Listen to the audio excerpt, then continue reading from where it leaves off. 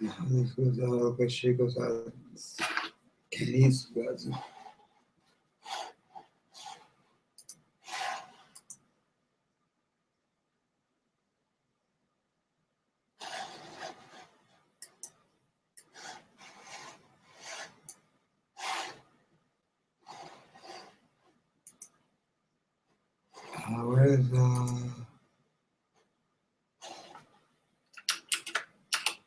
Where's this?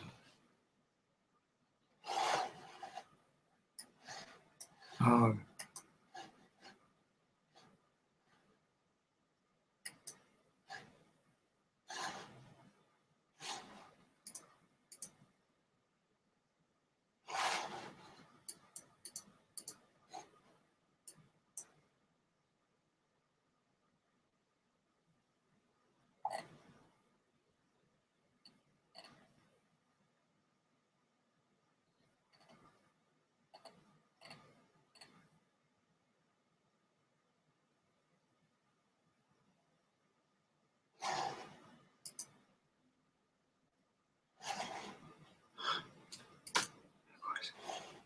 So,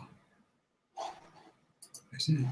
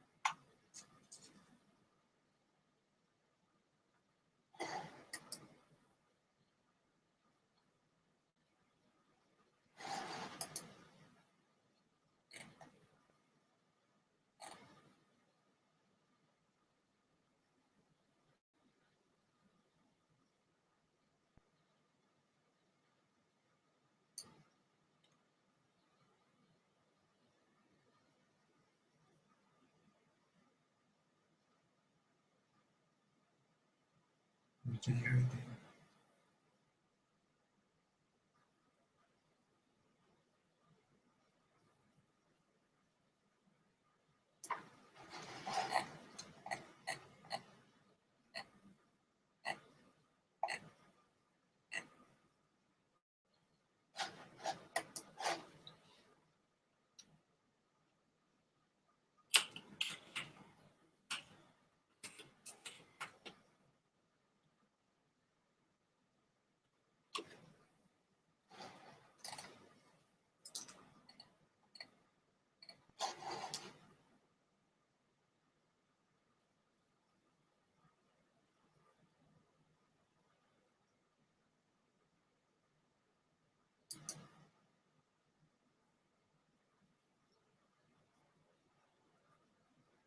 Would you like to finish your bachelor's degree in business? What if you could finish your business degree 100% online? Not just any degree, but a degree from California State University. Introducing the fully online Bachelor of Science.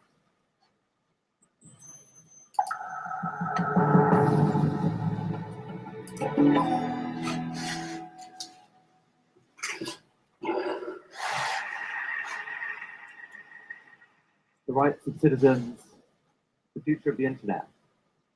So I'd like to welcome to the third stage the man behind those revelations, Ed Snowden. Somebody. Ed is in a remote location somewhere in Russia, controlling the spot from his laptop. So he can see what the bot can see. Ed, welcome to the TED stage. What can you see, as a matter of fact? I can see everyone. This is amazing. Ed, some questions for you. You've been called many things in the last few months. You've been called a whistleblower, a traitor, a hero. What words would you describe yourself? Your words. You know, everybody who's involved with this debate has been struggling over me and my personality and how to describe me. But when I think about it, this isn't a question that we should be struggling. Who I am really doesn't matter at all. If I'm the worst person in the world, you can hate me and move on. What really matters here are the issues. What really matters here is the kind of government we want, the kind of internet we want, the kind of relationship between people and society. And that's what I'm hoping the debate will move towards, and we've seen that increasing over time.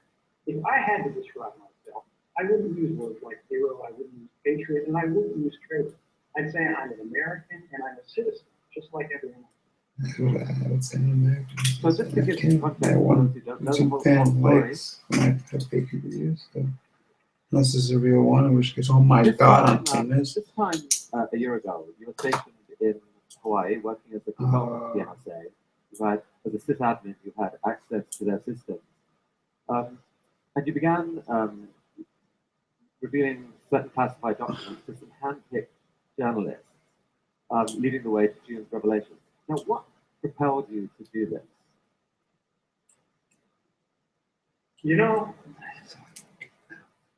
when I was sitting in Hawaii, and the years before when I was working in the intelligence community, I saw a lot of things that existed. We do a lot of good things in the intelligence community, things that need to be done, and things that help everyone. But there are also things that go too far. There are things that shouldn't be done, and decisions that were being made in secret without the public's awareness, without the public's consent, and without even our representatives in government having knowledge of these programs. When I really came to struggle, I thought, how can I do this in the most responsible way that maximizes the public benefit while minimizing the risk? So I've been voiced as And out a of lot. all the solutions that I could come with, out of going to Congress when there was no laws, there were no legal protection for a private employee, a contractor in intelligence like myself, I guess it's all there was a risk that I would be buried along with the information and the public would never find out. except for But the the First horrifying bits Amendment about of the United States about Constitution what series guarantees about. us free press What makes for us a reason. understand that? And that's to enable an adversarial press to challenge the government, but also to work together with the government, to have a dialogue and debate about how we can inform the public about matters of vital importance without putting our national security at risk. And by working with journalists, by giving all of my information back to the American people, So I do have all rather your than trusting magic myself to make the decisions about publication. We've had a robust debate with a deep investment by the government that I think has resulted in a benefit for everyone. And the risks that have been threatened, the risks that have been played up by the government have never materialized. We've never seen any evidence of even a single instance of specific harm. So And because of that, I'm comfortable with the decision for that. So let me show the audience a couple of examples of because I made it out of my you house, can have out of the the slide middle. up, and Ed, I don't know whether you can Very see between the top right. the slides are here. This is a slide of the PRISM program, and maybe you could tell the audience what that was that revealed. The best way to understand PRISM, because there's been a little bit of controversy, is to first talk about what PRISM is. Much of the debate in the US has been about metadata. They said it's just metadata, it's just metadata, and they're talking about a specific legal authority called Section 215 of the Patriot Act. That allows sort of warrantless wiretapping, mass surveillance of the entire country's sort of phone records, things like that. Who you're talking to, when you're talking to them, where you travel, these are all metadata. PRISM is about content. It's a program through which the government could compel corporate America, it could sort of deputize corporate America to do its dirty work for the NSA. And even though some of these companies did resist, even though some of them, I believe Yahoo was one of them, challenged in the court, they all lost because it was never tried by an Google open transparency court. They reports. were only tried by a secret court.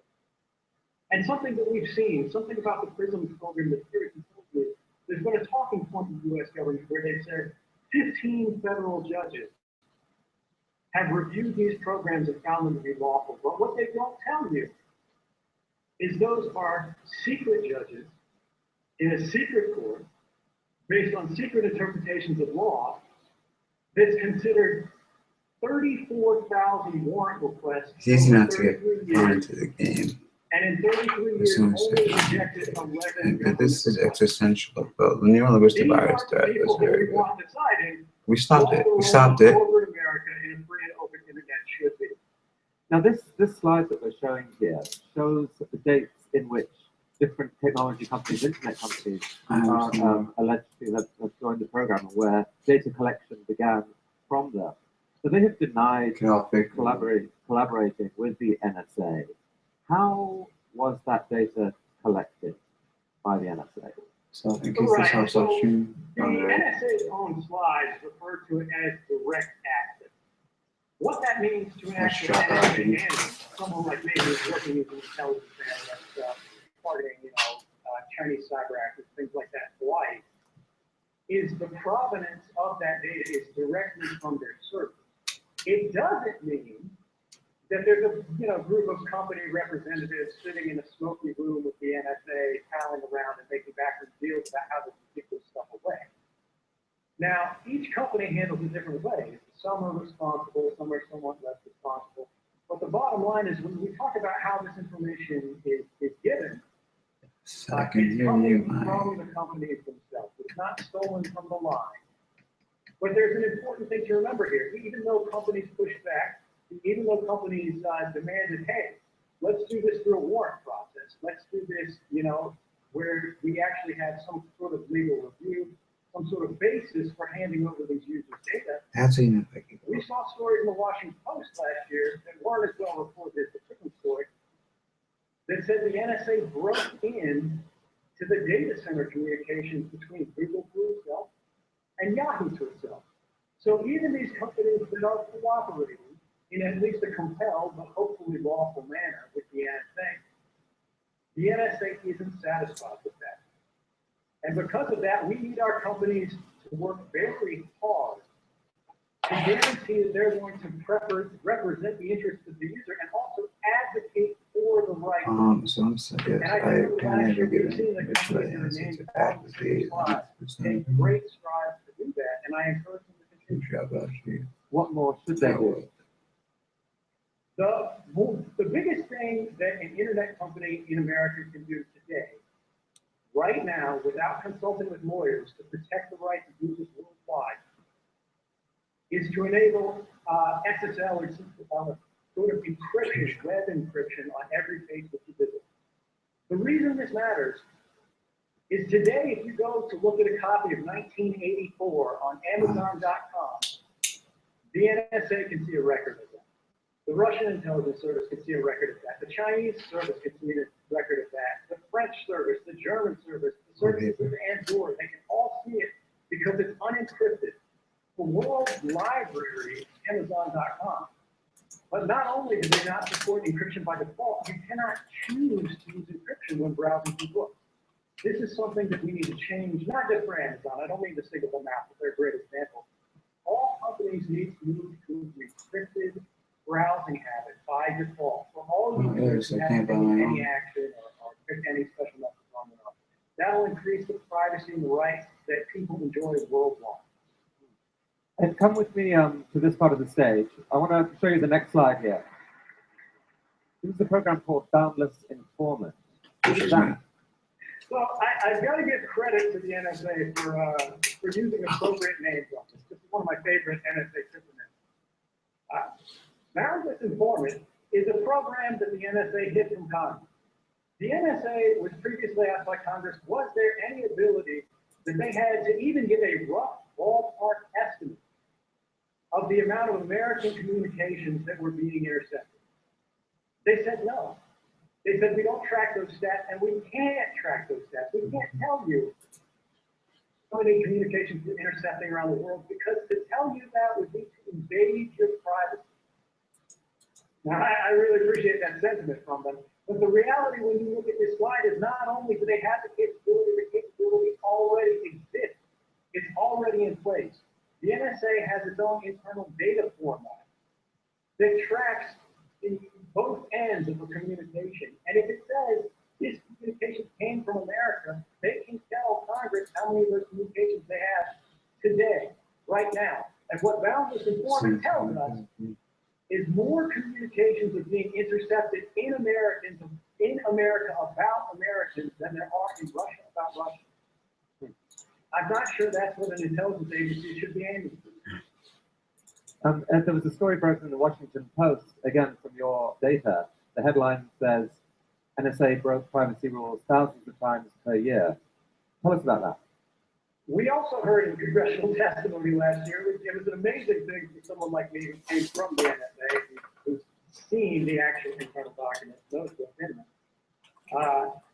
To see officials testifying under oath that there have been no violations of the NSA rules. Nice. We knew this story was coming. But what's especially interesting about this, about the fact that the NSA has violated their own rules, their own laws, thousands of times in a single year, including one event by itself, one event out of those 2,776, that affected more than 3,000 people. In another event, they intercepted all the calls in Washington, D.C. by accident. What's amazing about this report that didn't get that much attention is the fact that not only were there 2,776 abuses, the chairman of the Senate Intelligence Committee, Dianne Feinstein, had not seen this report until the Washington Post contacted her asking for comment on the report. And she then requested a copy from the NSA and received it, but had never seen this before that. What does that say about the state of oversight in American intelligence when the chairman of the Senate Intelligence Committee has no idea that the rules are being broken thousands of times every year? Ed, one response to this whole debate is this. Why should we care about all this surveillance, honestly? I mean, look, if you've done nothing wrong, you've got nothing to worry about. What's wrong with that point of view? Well, so the first thing is Because it could change your right. behavior. Saying, hey, I don't think I'm going to need them, so I'm just going to trust it. Let's get rid of them. It doesn't really matter. These guys are going to do the right thing. Your rights matter because you never know when you're going to lose it. Beyond that, it's a part of our cultural identity, not just in America, but in Western societies and in democratic societies around the world. People should be able to pick up the phone and to call their family. People should be able to send a text message to their loved ones. People should be able to buy a book online. They should be able to travel by train. They should be able to buy an airline ticket without wondering about how these events are going to look to an agent of the government, possibly not even your government, years in the future. How they're going to be misinterpreted and what they're going to think your intentions are. We have a right to privacy. We require warrants to be based on probable cause or some kind of individualized suspicion because we recognize that trusting anybody, any government authority with the entirety of human communications in secret without oversight is simply too great a temptation to be ignored. Some people are furious at what you've done. I heard a quote recently from Dick Cheney, who said that Julian Assange was a flea bite. Edward Snowden is the lion that bit the head off the dog. Do you think you committed one of the worst acts of betrayal in American history? What would you say to people who think that? Yeah. Dick Cheney is really something else.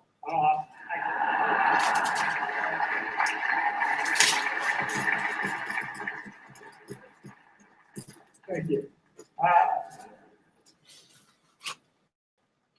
I think it's amazing because at the time, Julian Assange was doing some of his greatest work. Dick Cheney was saying he was going to end governments worldwide. The skies were going to ignite and the seas were going to boil off. And now he's saying it's a flea bite. So we should be suspicious about the same sort of overblown claims of damage to national security from these kind of officials. But let's assume that these people really believe it. I would argue that they have kind of a narrow conception of national security. The prerogatives of people like Dick Cheney do not keep the nation safe. The public interest is not always the same as the national. Going to war with people who are not our enemies in places that are not a threat doesn't make us safe. And that applies whether it's in Iraq or on the internet. The internet is not the enemy. Our economy is not the enemy. American businesses, Chinese businesses, and any other world, any other company out there is a part of our society. It's a part of our interconnected world. There are ties of fraternity that bond us together. And if we destroy these bonds by undermining the standards, the security, the manner of behavior that nations and citizens all around the world expect us to abide by. But you know, it's alleged that you've stolen 1.7 million documents. It seems only a few hundred of them have been shared with journalists so far. Are there more revelations to come? There are absolutely more revelations to come. I don't think there's any question that some of the most important reporting to be done is yet to come. The magic program. I have Well, let me everything in prison. come here, because I want to ask you about this particular revelation. Come and take a look at this. I mean, this is a story which I think for a lot of the techies in this room is the single most shocking thing that they have heard in the last few months. It's about a program called Bull Run. Could you explain what that is?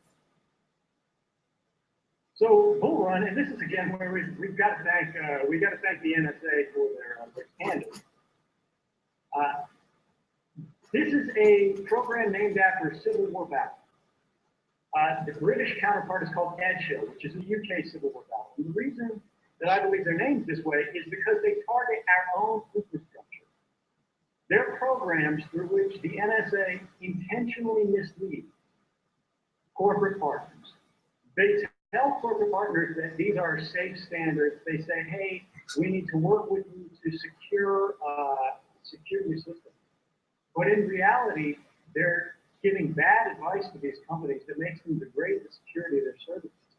They're building in back doors that not only the NSA can exploit, but anyone else who has time and money to research and find it can then use to let themselves into the world's communication.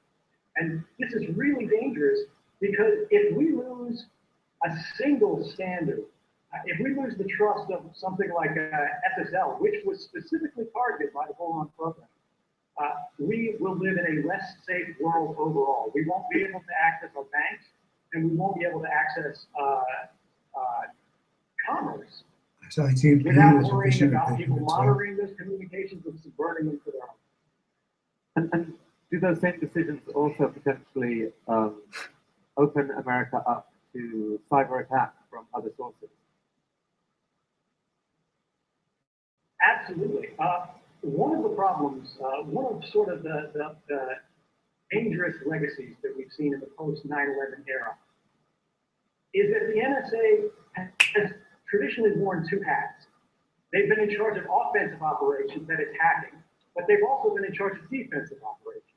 And traditionally, they've always prioritized defense over offense, based on the principle that American secrets are simply worth more.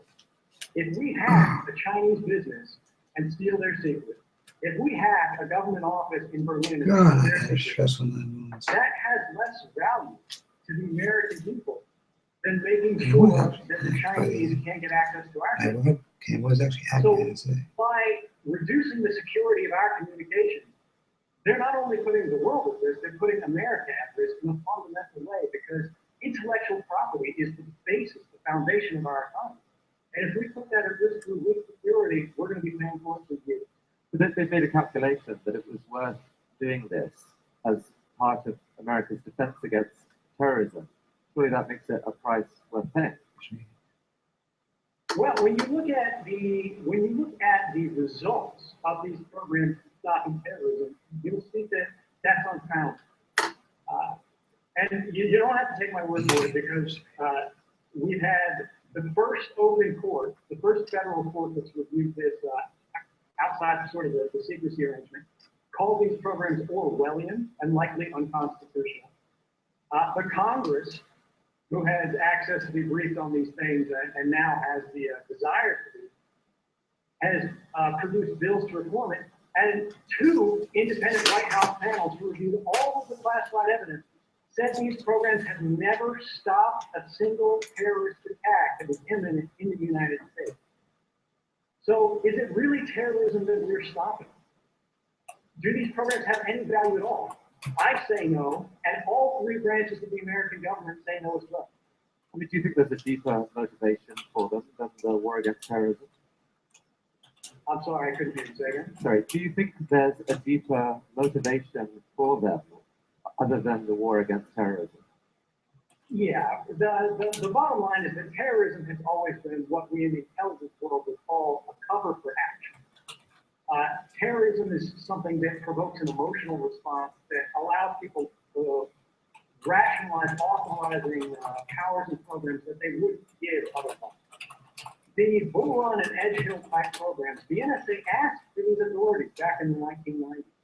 They asked the FBI to go to Congress and make the case. The FBI went to Congress and did make the case. But Congress and the American people said no. They said it's not worth the risk to our economy. They said it's worth too much damage to our society to justify the game. But what we saw is in the post 9/11 era, they used secrecy and they used the justification of terrorism to start these programs in secret without asking Congress, without asking the American people. And it's that kind of government behind closed doors that we need to guard ourselves against, because it makes us less safe and it offers more value. Okay, come with me here for a sec, because I've got a more personal question for you. Speaking of terror, most people would find the situation you're in right now in Russia pretty terrifying.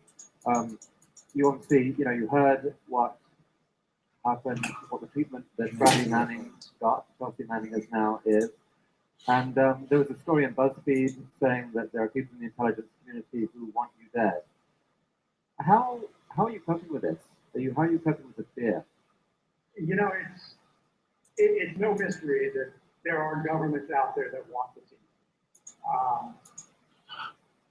I've made clear again and again and again that I go to sleep every morning thinking about what I can do for the American people. I don't want to harm my government. I want to help them. Well, the fact that they are willing to completely ignore due process, they're willing to declare guilt without ever seeing trial. These are things that we need to work against as a society and say, hey, this is not appropriate. We shouldn't be threatening this. We shouldn't be criminalizing journalists. And whatever part I can do to see that end, I'm happy to do despite the risk. So I'd actually like to get some feedback from the audience here, because I know there's widely differing reactions to